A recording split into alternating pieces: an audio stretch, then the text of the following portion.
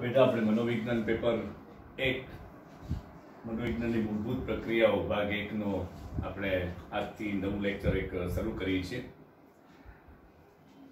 તમે કોર્સની વિગત બે લેક્ચરમાં ભણી ગયા છો। કોલેજ લેવલે એવું થાય છે કે ક્વેશ્ચન આન્સરની રીતે ભણવાનું થાય છે, એટલે મોટાભાગનો કોર્સ આપણે પ્રશ્ન અને જવાબ દ્વારા આવરી લેશું। હવે સૌથી પહેલો પ્રશ્ન આપણે જે તૈયાર કરવાના છીએ એ છે મનોવિજ્ઞાનની જૂની અને નવી વ્યાખ્યાઓ સમજાવી તેનું સ્વરૂપ જણાવો। તમે કોર્સ જોશો તો એમાં ઘણા મુદ્દાઓ આગળ આવી ગયા છે, પણ આપણે એ મુદ્દાઓ પછી લેશું। પહેલા ખરેખર જે વિષય તમે રાખ્યો છે એની ચર્ચા આપણે કરવી જરૂરી છે।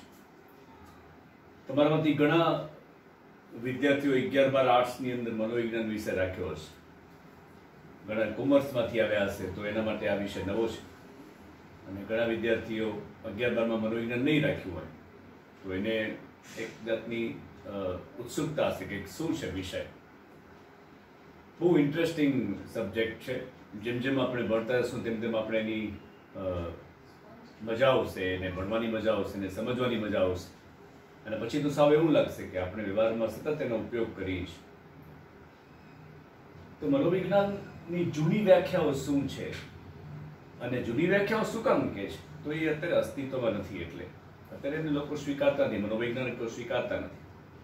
તો જૂની અને નવી વ્યાખ્યાઓની વાત આપણે કરીએ છીએ, પણ તે પહેલા એક નાની વાત આપણે કરી લઈએ કે મનોવિજ્ઞાનની અંદર વિજ્ઞાન શબ્દ સંકળાયેલો છે। સાયન્સ, SCIENC, સાયન્સ, મનોવિજ્ઞાન એક વિજ્ઞાન છે, એની અંદર વિજ્ઞાન સમાયેલું છે, એવું એક વાત મહત્વની એમાં જોવા મળે છે। જૂના જમાનામાં વિજ્ઞાનના બે વર્ગ પાડવામાં આવતા। એક વર્ગ હતો એ છે પ્રાકૃતિક વિજ્ઞાન, અને બીજો જે વર્ગ હતો એ છે સામાજિક વિજ્ઞાન।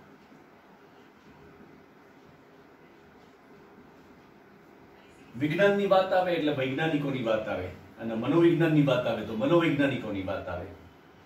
તો વૈજ્ઞાનિકો એવું માનતા કે વિજ્ઞાન બે પ્રકારના હોય છે। એક છે પ્રાકૃતિક, નેચરલ સાયન્સ જેને કહેવાય છે,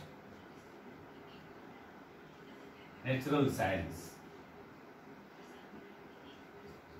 કે કુદરતી ઘટનાઓ, કુદરતી ઘટના, કુદરતી બનાવોની સમજૂતી, કુદરતી બનાવોની સમજૂતી આપતા વિજ્ઞાનો, અથવા તો કુદરતી ઘટનાની સમજૂતી આપતા જે વિજ્ઞાનો છે કે જે નિર્જીવ બાબતો સાથે સંકળાયેલા છે, નિર્જીવ વસ્તુ, નિર્જીવ પદાર્થ સાથે સંકળાયેલા છે, એના અભ્યાસ કરતા જે વિજ્ઞાનો છે એ નેચરલ સાયન્સ તરીકે ઓળખાય છે, કુદરતી વિજ્ઞાન તરીકે ઓળખાય છે, પ્રાકૃતિક વિજ્ઞાન તરીકે ઓળખાય છે।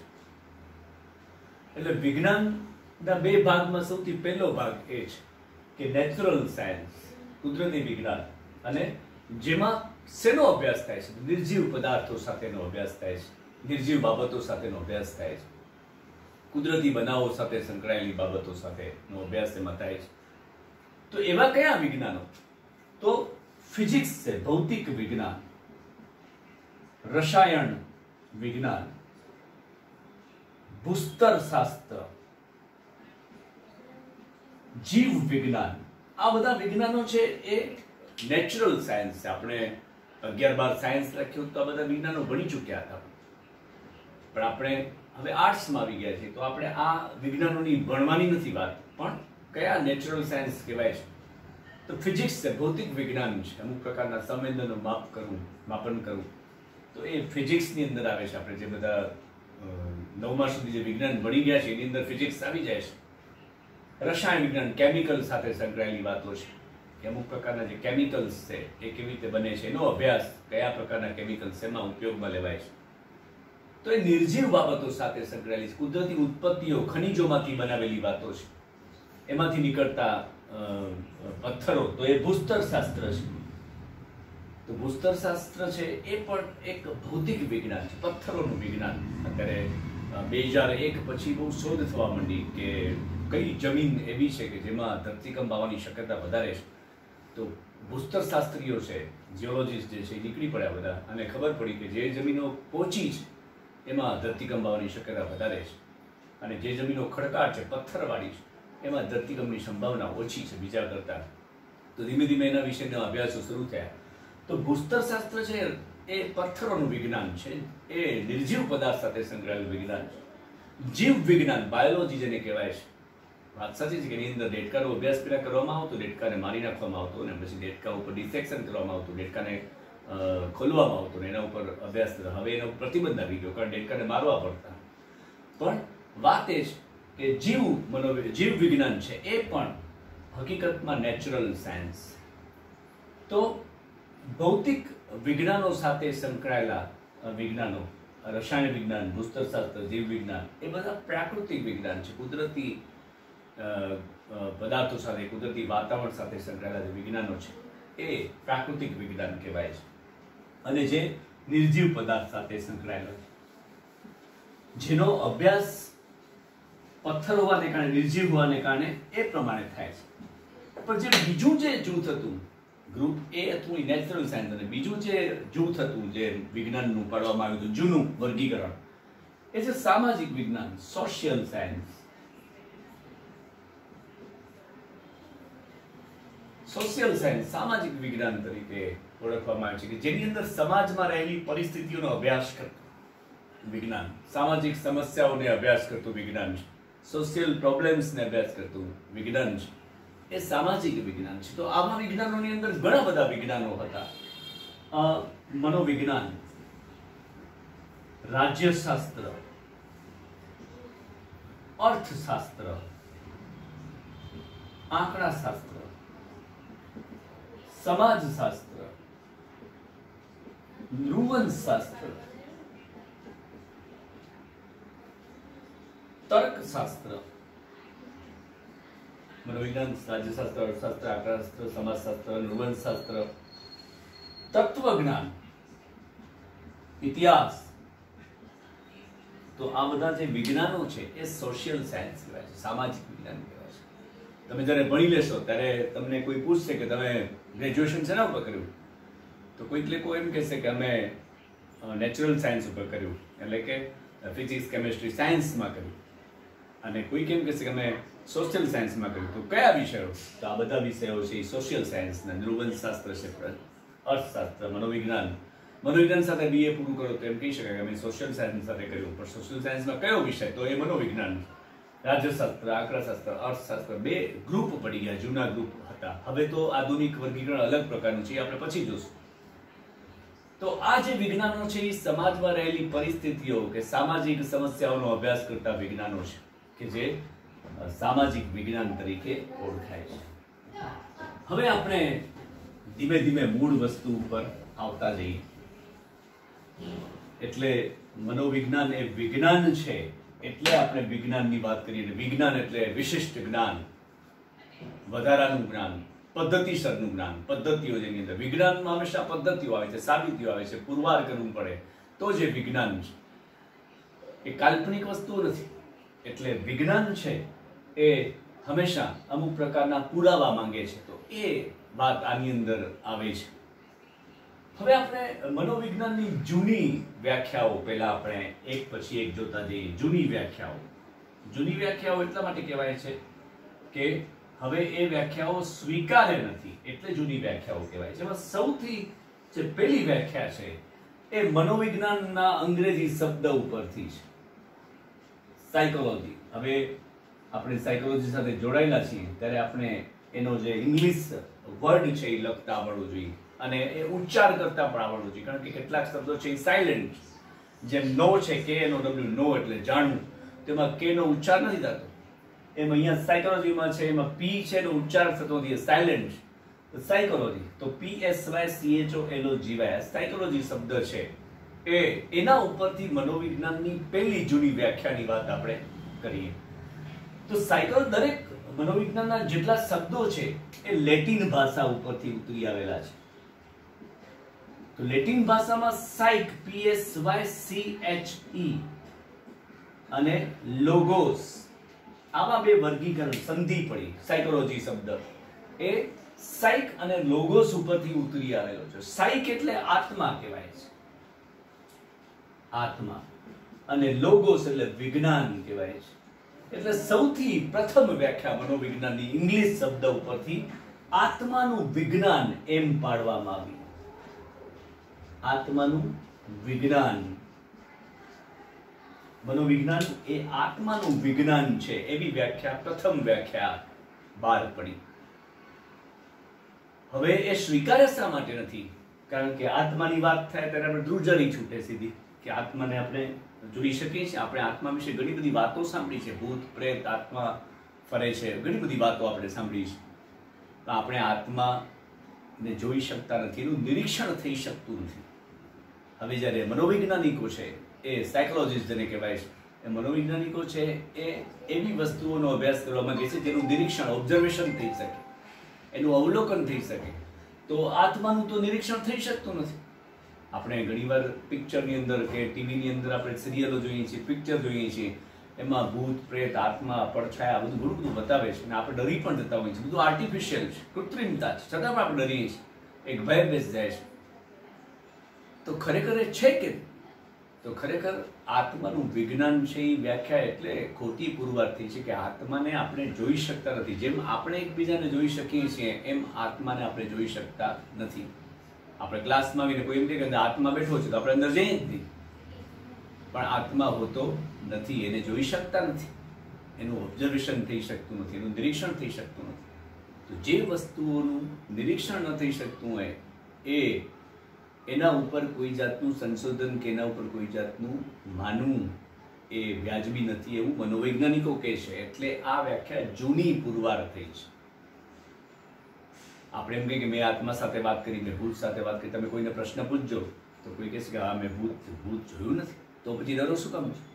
તો ભૂત પ્રેત કે આ જે કંઈ પણ એવા ડેવિલ કે એવિલ આવા શબ્દો ઉપયોગ કરવામાં આવે છે એ ખરેખર આપણે જોઈએ છીએ, પિક્ચરોમાં બતાવવામાં આવે છે તો કૃત્રિમ વાત. તો ઘણીવાર ગામડાની અંદર આજની તારીખે પણ લોકો છે એ ભૂત પ્રેતના વાસથી ડરે છે એવું માને છે. પણ ખરેખરની વાસ્તવિકતા એવી છે કે કોઈ ધાર્મિક જે સંસ્થાન છે, ધાર્મિક સ્થાનો છે, ત્યાં કોઈ અપવિત્ર ઘટના ઘટે નહીં એટલા માટે આવું ત્યાં બતાવી દેવામાં આવે છે કે અહીંયા ભૂત થાય છે, અહીંયા પ્રેત થાય છે, અહીંયા પલિત થાય છે, અહીંયા ડાકણ થાય છે. ખરેખર એ વાસ્તવમાં કંઈ છે જ નહીં. જો આપણે એને જોઈ શકતા હોઈએ, આપણે આમને સામને જોઈ શકીએ, એની સાથે વાતો કરી શકતા હોઈએ તો એ માની શકાય છે. એટલે મનોવિજ્ઞાન એ આત્માનું વિજ્ઞાન છે એ પ્રથમ જૂની વ્યાખ્યા છે જે અત્યારે માનવામાં આવતી નથી. આત્મા સાથે આપણે બે શબ્દ બોલીએ કે વાત કરીએ એવું બને છે ત્યારે પણ તમે કોઈને કહેશો તો હસવા જેવું લાગશે. તો ઘણા ગામડાની અંદર હજી એવું કહેતા હોય છે કે અહીંયા ભૂત થાય છે, પીપળે આ થાય છે, આંબલી આ થાય છે. પણ વાસ્તવિક એ છે કે સ્વચ્છતા માટે આ બધી વસ્તુઓ કે ધાર્મિક સંસ્થાનોની મર્યાદા જળવાય એટલા માટે આવું બધું કહેતા હોય છે. પણ કોઈએ વ્યક્તિએ ભૂત કે પ્રેત કે જોઈ હોતી નથી. પણ એક વાત માનવા જેવી છે તો એ ખરી, કારણ કે અમેરિકામાં એમાં એવા સંશોધનો થયા છે કે ભૂત છે એવા પડછાયા એ લોકોએ વિડીયોની અંદર કેપ્ચર કર્યા છે અને એના ઉપર સંશોધન થાય છે ખરેખર એ કોઈ ભૂત છે કે નહીં, એવા દેખાવો, એવી આકૃતિઓ જોઈ છે. હજી સંશોધનો થયા છે, હજી એની સાચી માહિતી નથી. અને મોટે ભાગે વેસ્ટર્ન જે પિક્ચર છે એની અંદર ઇવિલ ડિવિલ્સ ખૂબ બતાવ્યા કરે છે. આ તો આપણે રાતના ક્યાંય અચાનક 12 વાગે 2 વાગે નીકળીએ ને કોઈ આપણે ભૂત સમજી બેસે કે ડાકણ સમજી બેસે, કાં આપણા વેશ એવા હોય અત્યારે અને અંધારું હોય, પણ ખરેખર એવું છે નહીં. એટલે હંમેશા આ વસ્તુ ધ્યાનમાં રાખવાની છે. જેની સાથે જેનું આપણે પ્રત્યક્ષ નિરીક્ષણ કરી શકતા નથી એ વાસ્તવિક રૂપમાં છે જ નહીં, માત્ર એના વિશે ખાલી અટકળ કરાય છે.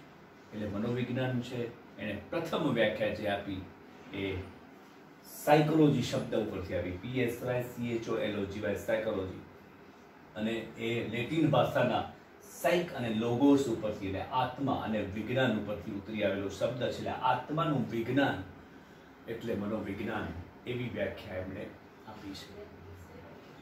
એટલે આપણે ઘણી વાર વાત કરતા હોઈએ કે મનોવિજ્ઞાનની અંદર આત્માની વાત આવે છે તો આત્માના તો પ્રકારો પણ ઘણા મનોવૈજ્ઞાનિકોએ આપેલા છે. જ્યારે આપણે મેઇન વિષયમાં ભણશું સંપ્રદાય સિદ્ધાંતોમાં, ત્યારે આત્માના પ્રકારો આપેલા છે. આપણે હવે લાગે ધાર્મિક આત્મા, આર્થિક આત્મા, એવા શબ્દો આપેલા છે. આપણે એમ થાય કે અત્યારે તો આપણે એમ ભણી ગયા હતા એફવાયમાં કે આત્મા છે જ નહીં, તો આત્માના પ્રકારો કેમ હોય? એ જ બહુ મહત્વની વાત છે કે છે નહીં છતાં પણ એના વિશેની જે ચર્ચા છે એ ઘણા મનોવૈજ્ઞાનિકોએ કરી છે. એના વિશે ટીકા ટિપ્પણી પણ થઈ છે, ક્રિટિસાઇઝ પણ થયેલું છે. પણ વાત એ છે કે મનોવિજ્ઞાન એ આત્માનું વિજ્ઞાન છે, એ જૂની વ્યાખ્યા આપેલી છે. બીજી વ્યાખ્યા આપણે જોઈએ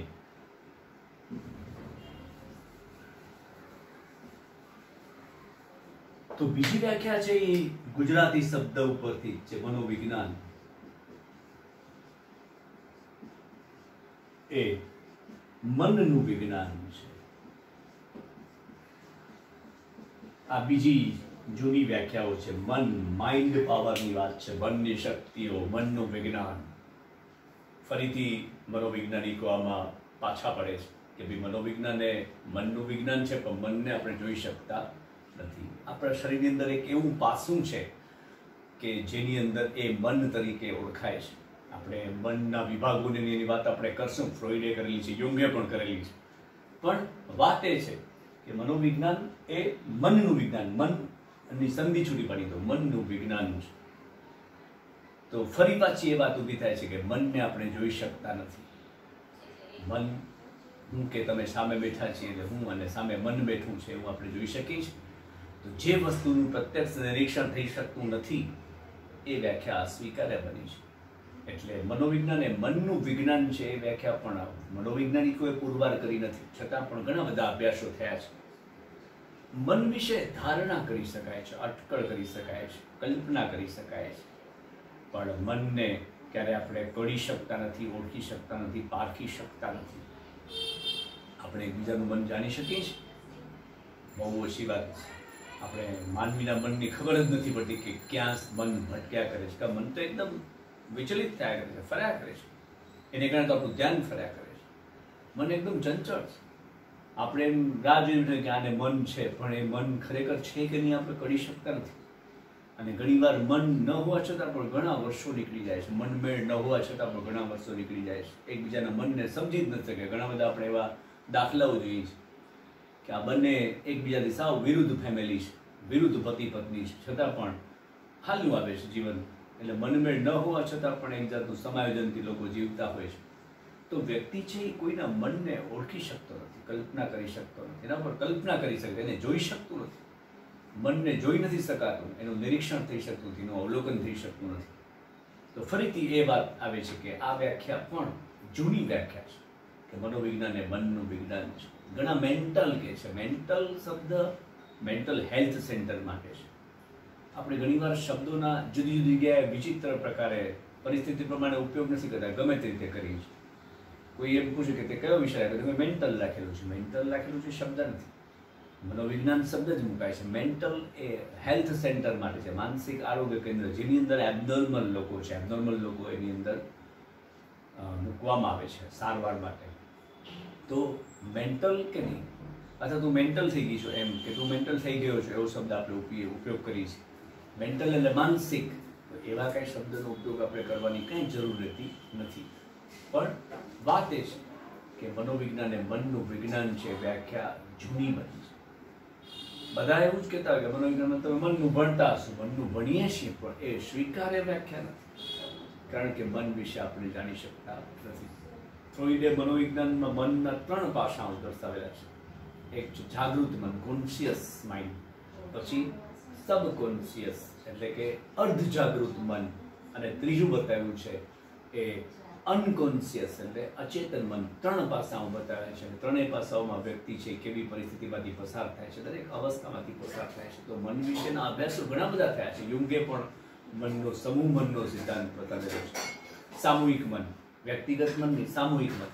પણ વાત એ છે કે મનોવિજ્ઞાન એ મનનું વિજ્ઞાન છે. વ્યાખ્યા જૂની સાબિત થઈ છે. એને હાલના સંજોગોમાં સ્વીકારી શકાય નથી. મનના પૃથ્થકરણ કે મનના ભાગોનું વિશ્લેષણ પણ મનોવિશ્લેષણ ફ્રોઈડે દર્શાવેલું છે. પણ એને આપણે જેમ એકબીજાને જોઈ શકીએ એમ જોઈ શકાતું નથી. એટલે આ વ્યાખ્યા પણ અસ્તિત્વમાં નથી. મનનું વિજ્ઞાન એ સ્વીકાર્ય નથી. ઘણી વાર તમને કોઈ પૂછે કે તમે કયા મનોવિજ્ઞાનમાં શું ભણો છો, તો મનનું ભણીએ છીએ. મનનું નથી ભણતા. આપણે જે ભણવાના છે એની વાત આપણે પછી કરશું. પણ મન વિશેની માહિતી આવે છે, સંપૂર્ણ એના વિશેની માહિતી નથી. એટલે મનોવિજ્ઞાન એ આત્માનું વિજ્ઞાન છે.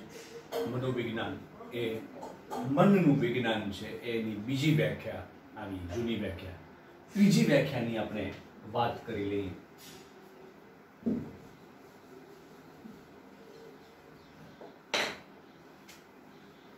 તો મનોવિજ્ઞાન એ ચેતના કે જાગૃતિનું વિજ્ઞાન છે.